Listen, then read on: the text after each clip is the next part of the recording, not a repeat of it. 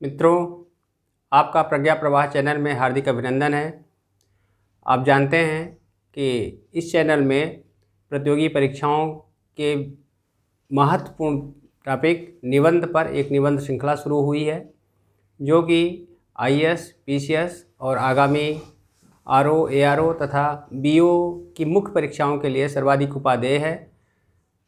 इस पर साहित्य और समाज तथा महिला सशक्तिकरण पर 2 महत्वपूर्ण निबंध आ चुके हैं। तमाम प्रतियोगियों की मांग थी कि साहित्य और नैतिक मूल पर भी एक वीडियो डाला जाए। आपकी मांग को ध्यान में रखते हुए और विभिन्न परीक्षाओं में पूछे गए प्रश्न की दृष्टि से आज हम साहित्य और नैतिक मूल्य पर चर्चा करेंगे। साहित्य और नैतिक मूल्य हम पूर्व चर्चा में बता चुके हैं कि किस प्रकार से साहित्य और नैतिकता दोनों मनुष्य को पशु से पृथक करते हैं। भर्तृहरि ने बहुत ही महत्वपूर्ण श्लोक कहा है, साहित्य संगीत कला विहीनः साक्षात पशु पुक्ष विषाणहीनः। अर्थात साहित्य, संगीत और कला से अगर कोई रहित है तो वह भले ही मनुष्य के रूप में हो, लेकिन उसका केवल मनुष्य का आकार है, बाकी वह पूंछ और सींग को अगर निकाल दिया जाए तो वह पशु जैसा ही है। तो इस रूप में साहित्य की महत्ता को आप समझ सकते हैं। अब हम मुख्य बिंदु पर आते हैं, किस प्रकार से हमें निबंध का प्रस्तुतिकरण करना है। आप जानते हैं कि जो संघ लोक सेवा आयोग और उत्तर प्रदेश लोक सेवा आयोग के मानक हैं कि हमारा जो प्रस्तुतिकरण होना चाहिए वह किसी उद्धरण के साथ, किसी कविता के साथ, या हमारी प्रस्तावना इस प्रकार से होनी चाहिए कि उसमें पूरा हमारे निबंध का दर्शन, हमारे निबंध का भाव छिपा हो। तो इसी क्रम में हम साहित्य और नैतिक मूल्य के संदर्भ में एक उद्धरण से शुरुआत करते हैं। बाल गंगाधर तिलक से उनके राजनीतिक गुरु, आध्यात्मिक गुरु या उनके मार्गदर्शक गोपाल कृष्ण गोखले ने कहा था, पूछा एक बार कि अगर आपको नरक में साहित्य दे दिया जाए और आपको स्वर्ग का साम्राज्य दे दिया जाए तो आप किसे चुनना पसंद करेंगे? बाल गंगाधर तिलक ने कहा कि मैं साहित्य को नहीं छोड़ूंगा, क्योंकि साहित्य में वो सामर्थ्य होती है कि वह नरक को भी स्वर्ग बना सकता है, और वह सामर्थ्य उसके मूल में निहित नैतिकता है, उसके मूल में निहित हित है। और इस रूप में साहित्य की यह महत्ता है कि वह नरक अर्थात जो भी अशुभ हैं, जो भी गड़बड़ियां हैं, जो भी अव्यवस्था है, उन सब को दूर करके व्यवस्था ला सकता है और हमारे समाज को सत्यम, शिवम, सुंदरम के रूप में बदल सकता है। तो यह जो है साहित्य और नैतिक मूल्य का परस्पर संबंध है।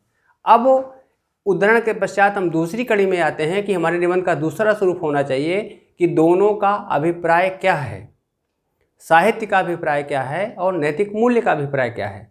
साहित्य का अभिप्राय हम बता चुके हैं पूर्व के निबंधों में। पुनः एक बार यह संक्षेप में कहते हैं कि जिसमें हित का भाव हो, हित सहित सहित यो भावः साहित्यः। जो हित के साथ हो वह साहित्य है। किसके हित के साथ? अपने हित के साथ या समाज के हित के साथ? तो साहित्य जो है वह समाज के हित के साथ होता है। गोस्वामी तुलसीदास ने इस संदर्भ में कहा है कि कीरति भनित भूत भली सोई, सुरसरि सम सब कर हित होई। कीरति, कीर्त, भनिति, भनित का अभिप्राय बोली, भाषा, साहित्य, भूत अर्थात ऐश्वर्य, वही भली, वही भला है, सुरसरि सम, सुरसर अर्थात माँ गंगा के समान, सब कर हित होई, जो सबके हित को साधे, for whole society's welfare, welfare for humankind. तो यह साहित्य का मूल है, साहित्य की रचना इसीलिए हुई है। अब हम दूसरे पर आते हैं, नीति, नैतिक मूल्य। तो नीति शब्द भारतीय नीति शास्त्र में नीति का अभिप्राय होता है नयति, आगे ले जाए। कहाँ से आगे ले जाए? अंधकार से प्रकाश की ओर ले जाए, तमसो मा ज्योतिर्गमय। असत्य से सत्य की ओर ले जाए, हमें अव्यवस्था से व्यवस्था की ओर ले जाए, जहाँ हमें अंधकार की स्थिति हो, जहाँ हम उलझे हुए हों, तो सुलझाव की ओर ले जाए, वही क्या है? नीति है। तो इस रूप में जो नैतिक मूल्य हैं वह मानव समाज के मार्गदर्शक सिद्धांत हैं। अर्थात यह जिस प्रकार से दीपक अंधेरे में रोशनी करता है और हम सारी चीज़ों को समझ लेते हैं, या सूर्य अंधकार को दूर करके प्रकाश को फैलाता है, ठीक उसी प्रकार से जो नैतिक मूल्य हैं वह मानव जीवन के गहन अंधकार को दूर करके मानव जीवन की अव्यवस्था में व्यवस्था ला करके मानव का महान उपकार करते हैं। इसीलिए इनमें जो निहित मूल्य है, मूल्य का मतलब है, मूल्य को आप देखिए कितना, इसको सबसे ज़्यादा महत्वपूर्ण माना जाता है, जो सबसे महान सिद्धांत हैं। भारतीय नीति शास्त्र में, भारतीय समाज शास्त्र में राधा कुमुद मुखर्जी का नाम आपने सुना है। इन्होंने मूल्य शास्त्र पर बहुत ही महत्वपूर्ण कार्य किया है और इन्होंने बताया है कि किस प्रकार से पूरा मानव जीवन मूल्यों के द्वारा संचालित होता है। अगर मूल्य न रहें तो वस्तुतः मानव नहीं रहेगा। ठीक इसी रूप में आप देखें कि भिन्न भिन्न प्रकार के मूल्यों से संबंधित पुस्तकें हैं, चाहे वो पाश्चात्य दर्शन में हो, चाहे भारतीय दर्शन में हो, चाहे पाश्चात्य परंपरा में हो, चाहे भारतीय परंपरा में हो। भारतीय परंपरा में देखें तो पूरा एक जो मूल्यों की पुस्तकें हैं उनकी एक कड़ी है। चाणक्य नीति, विदुर नीति, याज्ञवल्क्य की स्मृति, ढेर सारी नीतियां हैं। ठीक इसी प्रकार से पाश्चात्य दर्शन में आप प्लेटो, कांट, दुर्खीम, इन सब का, अर्बन, इन सब का नाम ले सकते हैं। इन्होंने यह स्पष्ट किया है कि मूल्यों का मानव जीवन में क्या महत्व है। आप मानव की बात छोड़ दीजिए, अगर हम और ऊपर उठें, ईश्वर वस्तुतः क्या है? मूल्यों का पुंज है, मूल्यों का समूह है। उसमें सत्य है, दया है, प्रेम है, करुणा है, न्याय है। और अगर इन सब को हम निकाल दें ईश्वर से तो क्या ईश्वर रह जाता है? अर्थात न केवल मनुष्य का वैभव बल्कि ईश्वर का ऐश्वर्य भी मूल्यों पर ही निर्धारित होता है। इस प्रकार से मूल्य बहुत ही महत्वपूर्ण आयाम है। अब हमने दोनों के अर्थ को समझ लिया और मूल्यों की इतनी अधिक महत्ता थी कि महात्मा गांधी ने गॉड इज ट्रूथ ना कह करके ट्रूथ इज गॉड कहा, अर्थात सत्य ही ईश्वर है। और हमारे यहाँ का जो राष्ट्रीय उद्घोष है सत्यमेव जयते, वह इसी मूल्य परंपरा की महत्ता को स्थापित करता है। हमने साहित्य का अभिप्राय क्या है, नैतिक मूल्य का अभिप्राय क्या है, इनको समझ लिया है। अब यह भी इसी में कि मूल्यों की इतनी महत्ता है कि हमारे यहाँ आचारः परमो धर्मः, अगर पूछे कि सबसे महान धर्म क्या है तो सबसे महान धर्म है आचार। आचार का अभिप्राय आचरण, नैतिकता, नीति, मूल्य सबसे महान धर्म है। इस रूप में मूल्य मानव जीवन के सर्वाधिक महत्वपूर्ण तत्व हैं। अब हमें इन दोनों पर चर्चा कर लेने के बाद यह देखना है कि साहित्य का और नैतिक मूल्य का परस्पर संबंध क्या है। क्या साहित्य का सृजन केवल विनोद के लिए होता है? क्या साहित्य का सृजन केवल आनंद के लिए होता है? इस संदर्भ में मैथिली शरण गुप्त ने बहुत अच्छी बात कही है कि केवल मनोरंजन ही नहीं कवि का कर्म होना चाहिए। केवल मनोरंजन ही नहीं कवि का कर्म होना चाहिए, उसमें उचित उपदेश का भी मर्म होना चाहिए। अर्थात साहित्य में उचित उपदेश होना चाहिए। बाल गंगाधर तिलक ने इसीलिए नरक में भी साहित्य का स्वागत किया था, क्योंकि उसमें उचित उपदेश है। वह नरक को स्वर्ग बनाने की क्षमता रखता है और इसीलिए जो साहित्य है, नैतिक मूल्य उसका महत्वपूर्ण अंग है। अगर नैतिक मूल्य साहित्य में नहीं रहेगा तो साहित्य रिक्त हो जाएगा, साहित्य अंधकार से युक्त हो जाएगा, फिर वह अपने नाम को चरितार्थ नहीं कर पाएगा। तो इस प्रकार से जो साहित्य, आप देखिए कि न केवल मैथिली शरण गुप्त की बात, बल्कि नोबेल पुरस्कार जो साहित्य के क्षेत्र में दिया जाता है, आप लोग देखें कि उसका जो क्राइटेरिया है, criteria to give Nobel prize for literature is idealistic criteria. वहाँ उसी साहित्य को नोबेल पुरस्कार के योग्य माना जाएगा जो आदर्शवाद से अनुप्राणित हो, जिसमें आदर्शवाद मुख्य भूमिका में हो। The main role of idealistic where there is that literature will be able for Nobel prize. तो इस रूप में हम देखते हैं कि नैतिक मूल्य साहित्य का महत्वपूर्ण अंग है। अब कि क्यों महत्वपूर्ण, और फिर साहित्य नैतिक मूल्य ये कहा जा सकता है कि जो अन्य क्षेत्र हैं क्या वहाँ पर भी तो नैतिकता है। जो हमारे अन्य शास्त्र हैं, सीधे सीधे नीतिशास्त्र की किताब है, हम नीतिशास्त्र को पढ़ लें, क्यों हम साहित्य को नैतिक मूल्य की दृष्टि से महत्वपूर्ण माने। तो इसके लिए बहुत अच्छी बात भारतीय संस्कृति और परंपरा में कही गई है कि किसी भी बात को कहने के 3 तरीके होते हैं। एक होता है गुरु का उपदेश, गुरु की शैली, दूसरा मित्र की शैली, और तीसरा कांता। गुरु अर्थात गुरु सीधे आदेश देता है, आदेशात्मक शैली होती है, सत्य का पालन करो। फिर मित्र की शैली होती है, अरे भाई सही रास्ते पर चलो। लेकिन जो कांता है, कांता का अभिप्राय भारतीय वांग्मय में, भारतीय साहित्य में कि प्रिय पत्नी, प्रिया च भार्या प्रियवादिनी चा, जो प्रिय हो और प्रियवादिनी, प्रिय बोलने वाली भी हो। गुरुदेव रविन्द्रनाथ टैगोर ने इस संदर्भ में कहा है कि साहित्य का बंधन, साहित्य का निर्देशन प्रेमिका के बाहुपाश की तरह होता है, जो व्यक्ति नियमों से बंधा हुआ महसूस करता है, लेकिन वह बंधन दुखदायी नहीं बल्कि सुखदायी होता है, प्रेरक होता है। तो साहित्य इस रूप में कांता शैली में, कांता शैली क्या होती है? हृदय को छूती है। गुरु की शैली मस्तिष्क को छूती है, मित्र की शैली थोड़ा हृदय को छूती है, लेकिन जो साहित्य की शैली होती है वह सीधे हृदय को स्पर्श करती है। अब जब कोई चीज़ हृदय को स्पर्श कर जाती है तो वह हमारे व्यक्तित्व का महत्वपूर्ण अंग बन जाती है।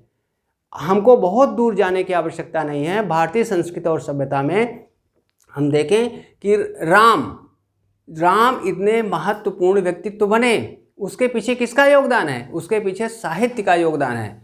हम दशहरा के माध्यम से, हमारे पूरे के पूरे त्यौहार, हमारी पूरी जीवन शैली केवल इस पर निर्धारित है कि राम की तरह आचरण करो, रावण की तरह आचरण ना करो। रामादिवद प्रवर्तितव्यम ना तू रावणादिवद। और इसीलिए जो हमारे महान साहित्य शास्त्री हैं आचार्य मम्मट और विश्वनाथ, आप इनको उद्धृत कर देंगे तो निश्चित रूप से आपके प्राप्तांकों में वृद्धि हो जाएगी।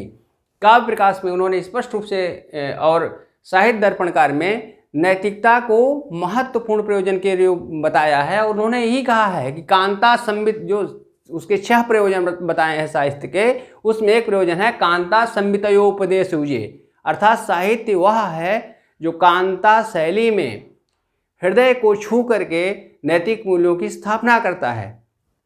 साहित्य दर्पणकार आचार्य विश्वनाथ ने कहा है कि चतुर्वर्ग फल प्राप्ति सुखाद अल्पधियाम अपि, जो अल्प बुद्धि वाले लोग भी हैं उनको भी चतुर्वर्ग धर्म अर्थ काम मोक्ष का ज्ञान हो जाता है। आप देखें कि कोई निरक्षर व्यक्ति भी भारतीय संस्कृति और सभ्यता में वो राम को जानता है, रावण को जानता है। आपको राम हजारों नाम मिल जाएंगे लेकिन रावण का नाम नहीं मिलेगा। उसके पीछे कारण क्या है? उसके पीछे कारण साहित्य ही है। साहित्य सहज भाव से उतार देता है कि अगर तुम रावण बनोगे, रावण की तरह आचरण करोगे तो तुम्हें केवल एक बार ही नहीं मरना होगा बल्कि युगों युगों तक तुम्हें जलना पड़ेगा, धू धू करके जलना पड़ेगा। इस रूप में यह साहित्य का महत्व है कि बहुत ही सहज भाव से हमें बताता है कि हम राम रहें या हम रावण रहें। इसीलिए साहित्य को समाज का दर्पण भी कहा जाता है। दर्पण का अभिप्राय केवल दिखना नहीं है। जब हम दर्पण देखते हैं तो हम देखते हैं कि हमारे अंदर कौन सी कमी है, हम अपने मेकअप करते हैं, अपनी कमियों को दूर करते हैं। कहीं गड़बड़ी है, कहीं अव्यवस्था है तो उसको सही करते हैं। ठीक इसी प्रकार से रामचरितमानस वो हमको दिखाता है कि कैसे हम नर से नारायण की यात्रा पर निकल सकते हैं, कैसे वानर भी देवता बनकर के पूज्य हो सकता है। यह हमें साहित्य ही बताता है। तो इस रूप में जो साहित्य का योगदान है इस तरह महत्वपूर्ण है। अब हम आगे बढ़ते हैं और यह देखते हैं कि वस्तुतः साहित्य की विशिष्टता क्या है। साहित्य नैतिक मूल्य के दृष्टि से साहित्य क्यों महत्वपूर्ण है? इसलिए महत्वपूर्ण है कि जो अन्य शास्त्र हैं वह मस्तिष्क के द्वारा अपनी बात कहते हैं, जो साहित्य है वह हृदय के द्वारा अपनी बात कहता है। साहित्य हमारी वेदना को संवेदना में बदल करके उसको व्यवहार में लाता है, इसलिए साहित्य के द्वारा सीखी हुई नैतिकता स्थायी हो जाती है। अब हम विभिन्न क्षेत्रों में इस पर चर्चा करेंगे कि किस प्रकार से, चाहे वैयक्तिक क्षेत्र हो, चाहे सामाजिक क्षेत्र हो, चाहे आर्थिक क्षेत्र हो, चाहे राजनीतिक क्षेत्र, चाहे राष्ट्रीय क्षेत्र हो, चाहे पर्यावरण का क्षेत्र हो, जितने भी हमारे क्षेत्र हैं उन सभी क्षेत्रों में नैतिकता की आवश्यकता होती है। और साहित्य ने उन सभी क्षेत्रों में अपनी बातों को बहुत ही सशक्त ढंग से, बहुत ही सहज ढंग से रखा हुआ है। वैयक्तिक क्षेत्र में आप देखें, हमने साहित्य और समाज पर चर्चा की थी, बताया था कि किस प्रकार से महात्मा गांधी ने श्रवण कुमार नाटक देखा और श्रवण कुमार नाटक देख करके उनके मन में पितृभक्ति का भाव जगा। वही साहित्य कहता है, प्रातः काल उठकर रघुनाथा, मात पिता गुरु नावहि माथा। उन्होंने सत्य हरिश्चंद्र नाटक देखा। सत्य हरिश्चंद्र नाटक से सत्य और अहिंसा उनके मन में बिल्कुल बैठ गई। विनोबा भावे कहा करते थे कि जब हमारी माता का साथ छूटा तो गीता माता हमारे पास आ गई और गीता माता ने माता के समान हमें आगे बढ़ाया। शिवाजी, ढेर सारे ऐसे उदाहरण हैं। अब उसके बाद सामाजिक और सांस्कृतिक क्षेत्र में देखिए, हमारा समाज का पूरा हम जैसे कहते हैं, साहित्य का कितना बड़ा योगदान है कि हमारे यहाँ अभिवादन भी राम राम के रूप में किया जाता है। हम कहते हैं भैया जय सिया राम, राम राम। यह है साहित्य का समाज पर प्रभाव कि किस प्रकार से साहित्य ने समाज को एक मर्यादा से जोड़ दिया। जहाँ पर भी समाज में विसंगतियाँ होती हैं वहाँ पर कभी वह द्रौपदी के माध्यम से, कभी सीता के माध्यम से भिन्न भिन्न रूपों में चीत्कार उठता है और इस प्रकार से समाज की विसंगतियों को दूर करता है। हम आर्थिक क्षेत्र में देखें, आर्थिक क्षेत्र में आप जानते हैं कि पूरा का पूरा जो मार्क्सवादी साहित्य है वह किस प्रकार से जो समाज की विसंगतियाँ हैं उनको उजागर करता है। दिनकर हैं, निराला हैं, प्रेमचंद हैं, इन्होंने जो अर्थ की विद्रूपता, जो विषमता की विद्रूपताएँ हैं, जो विषमता की विसंगतियाँ हैं उनको उजागर किया। यहाँ तक कि निराला की बहुत ही छोटी सी 2-3 कविताएं हैं जिनमें एक है, वह तोड़ती पत्थर देखा मैंने उसे इलाहाबाद के पथ पर। तो वह तोड़ती पत्थर बता देती है कि वस्तुतः पत्थर तोड़ने वाले वर्ग की स्थिति क्या है। निराला आगे भी कहते हैं, मजदूर ओ मजदूर, तू है करता सबका और तू सबसे दूर। वह महल बनाता है, वह वस्त्र बनाता है, बड़े बड़े उद्योग के पार्ट्स बनाता है, लेकिन उसके पास क्या है? सबसे दूर, उसके पास कुछ नहीं है। तो यह जो विसंगतियां हैं, इन विसंगतियों को साहित्य ही उजागर करता है। राजनीतिक क्षेत्र में आप देखें कि भारत दुर्दशा नाटक है। भारत दुर्दशा क्या कहते हैं, बोलते हैं भारतेंदु हरिश्चंद्र, आबहु सब मिल रोबहु भारत भाई, हा हा भारत दुर्दशा न देखी जाई। हमने बताया था यंग बंगाल आंदोलन चलाया गया स्वतंत्रता आंदोलन के समय में यंग डेरिजियो के द्वारा। वो बहुत बड़े कवि थे और उन्होंने अपनी कविताओं के माध्यम से भारतीय स्वतंत्रता आंदोलन को गति दी। यही नहीं, फ्रांस की महान क्रांति जिसने स्वतंत्रता, समानता और बंधुत्व का महान मूल्य दिया, उसमें ये रूसो जैसे विचारकों का बहुत बड़ा योगदान था और उन विचारकों के कारण यह जो फ्रांस की महान क्रांति थी वह संभव हो पाई। राष्ट्रीय क्षेत्र में बहुत दूर जाने की आवश्यकता नहीं है। आप देखें कि जो हमारे राष्ट्रगान हैं, जन गण मन, यह साहित्य का अंग है। अमार सोनार बंगला गुरुदेव द्वारा लिखा गया साहित्य का अंग है। और जो हमारा राष्ट्रगीत है, यह जो साहित्य उपन्यास है, साहित्यिक उपन्यास है आनंद मठ, हमारा राष्ट्रीय गीत वंदे मातरम उसी से लिया गया है।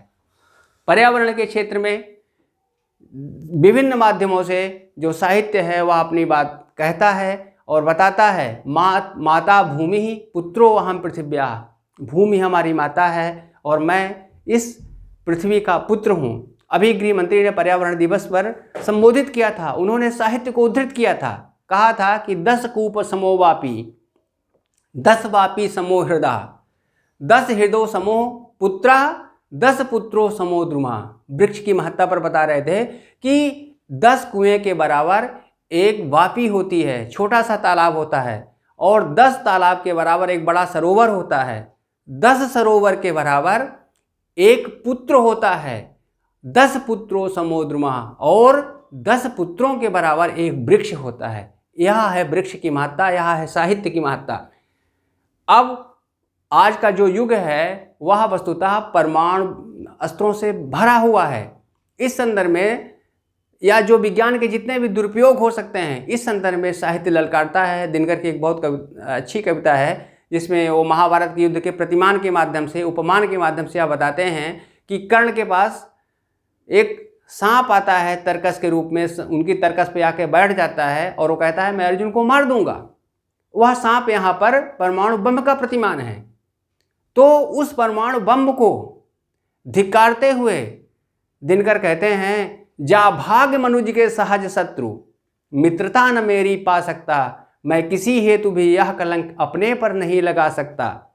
अर्जुन है मेरा शत्रु, किंतु वह सर्प नहीं नर ही तो है, संघर्ष सनातन नहीं शत्रुता इस जीवन भर ही तो है। अर्थात जो परमाणु बम है, अर्जुन भले ही हमारा शत्रु है क्या, किंतु क्या वह परमाणु बम है जो उसको मैं परमाणु बम से मार दूं? तो हम परमाणु बम का अगर प्रयोग कर रहे हैं और मानवता के विनाश के लिए कर रहे हैं, तो उसको कहते हैं जा भाग मनुज के सहज शत्रु। तुम मनुज के सहज शत्रु हो, स्वाभाविक दुश्मन हो, इसलिए हम तुम्हारा उपयोग नहीं करेंगे। इसके माध्यम से यह सीख देना चाहते हैं। इस प्रकार से जो साहित्य का क्षेत्र है, मानव के भिन्न भिन्न जितने भी क्षेत्र हैं, जहाँ जहाँ मानव की पहुँच है वहाँ वहाँ साहित्य की भी पहुँच है। इस प्रकार से साहित्य इन क्षेत्रों में नैतिक मूल्यों के द्वारा मानव को अपनी दिशा देता है। अब एक और है कि साहित्य और नैतिक मूल्यों में क्या संबंध हो सकता है। वस्तुतः साहित्य और नैतिक मूल्य परस्पर पूरक हैं। अगर हम कहें कि साहित्य को अपने आप को महान बनाने के लिए नैतिक मूल्यों की आवश्यकता होती है, और नैतिक मूल्यों को प्रकट होने के लिए, नैतिक मूल्यों को लोकप्रियता प्राप्त करने के लिए जो है साहित्य की आवश्यकता होती है। अगर नैतिक मूल्य पौधा है तो साहित्य वह जल है जो नैतिक मूल्यों को सींचता है, नैतिक मूल्यों को पल्लवित और पुष्पित करता है।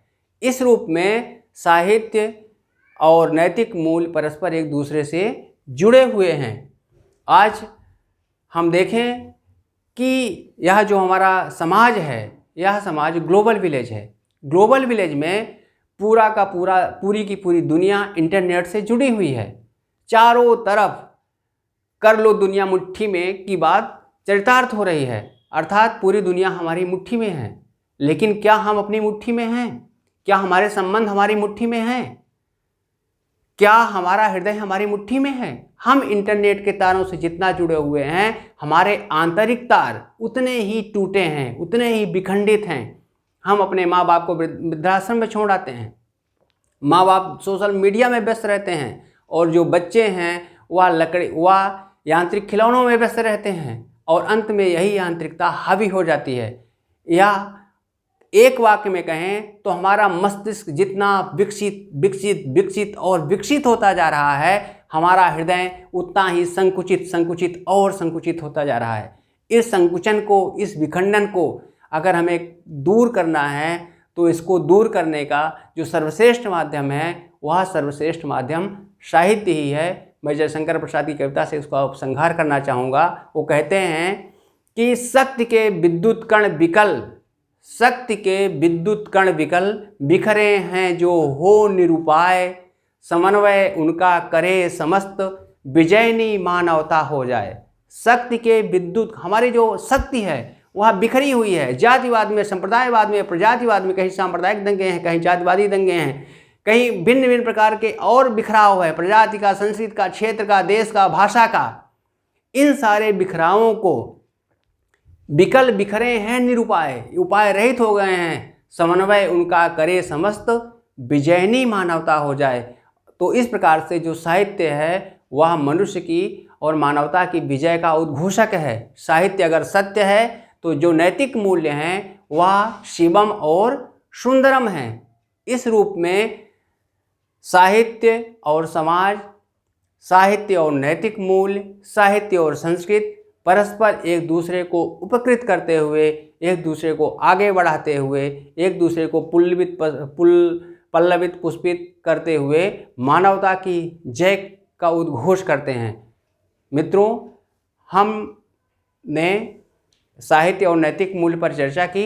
अगर आपको लगता है कि आपका यह चर्चा आपके लिए मूल्यवान रही है, तो यह आपका भी नैतिक दायित्व बनता है कि लाइक और सब्सक्राइब के द्वारा आप मूल्यवान प्राणी बने और इसको आगे बढ़ाएं। धन्यवाद।